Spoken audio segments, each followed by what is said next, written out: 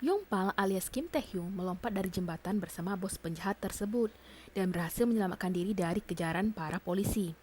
Polisi mencari mereka di sepanjang sungai tapi tidak berhasil menemukannya.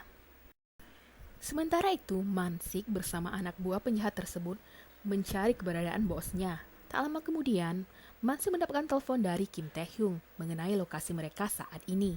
Dan mereka berdua dijemput oleh Mansik bersama anak buah para penjahat itu di bawah jembatan.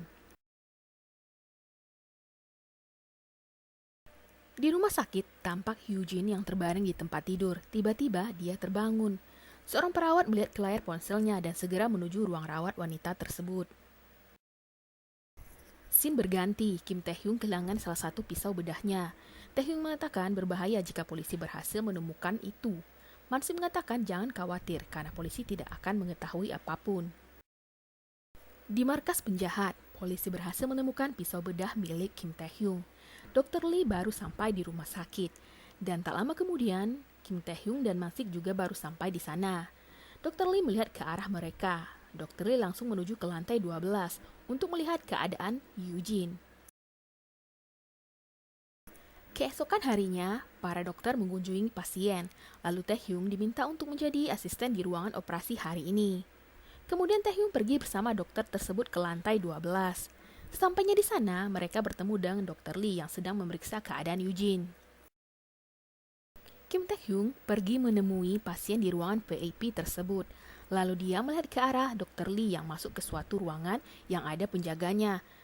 Di kantor polisi, mereka sudah mengetahui dari mana pisau bedah itu berasal. Kim Tae-hyung bertanya kepada temannya tentang pasien yang ada di lantai 12. Perawat senior mengatakan kalau di sana adalah tempat pasien yang kaya berada. Tak lama kemudian, polisi datang ke rumah sakit itu untuk mencari pemilik pisau itu. Tapi Kim Tae-hyung bisa lolos dari sana karena dia harus segera memeriksa pasien. Polisi bertemu dengan Dr. Lee. Kim Tae-hyung mengintip mereka dari kejauhan. Di ruangan Dr. Lee, polisi menanyakan tentang pisau bedah yang mereka temukan itu. Kim Tae-hyung melihat ke arah ruangan Dr. Lee. Tiba-tiba ponsel seorang perawat berbunyi dan dia memperhatikan layar komputernya dan segera pergi ke ruangan VIP tersebut. Di ruangan, Dr. Lee sedang memeriksa nomor seri pisau bedah itu dan ternyata pisau bedah itu sudah lama hilang. Tapi Dr. Lee mengatakan kepada para polisi itu kalau pisau itu sudah terletak di tempat besi tua atau mungkin sudah berakhir di tempat barang bekas.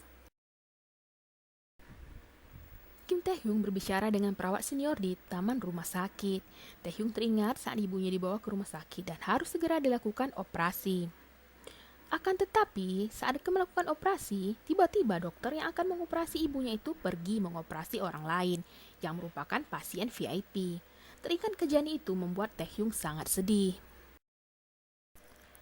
Dr. Lee memanggil Tae-hyung ke ruangannya. Dr. Lee mengetahui kalau Kim Tae-hyung adalah Yongpal yang dicari oleh para polisi.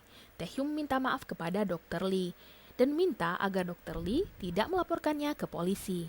Sebagai gantinya, dia akan melakukan apa saja yang diminta oleh Dr. Lee. Dr. Lee menelpon seseorang dan dia akan menemui orang tersebut nanti malam. Di ruangan VIP Eugene sedang dirias oleh seorang perawat. Di sebuah restoran, Kim Tae-hyung bersama Dr. Lee bertemu dengan seseorang. Dr. Lee memberitahu orang tersebut kalau Tae-hyung bekerja untuk para gangstar secara diam-diam. Tae-hyung mengatakan dia akan melakukan apapun yang mereka minta asalkan jangan dilaporkan kepada polisi. Di dalam mobil, Dr. Lee mengatakan kepada Tae-hyung kalau mulai besok dia akan bekerja di lantai 12. Setelah masa residennya selesai, dia akan diangkat menjadi staf di rumah sakit seperti yang dia lakukan oleh Dr. Lee dahulu.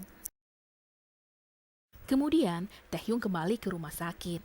Tiba-tiba, Eugene kembali bangun dan perawat segera ke ruangannya.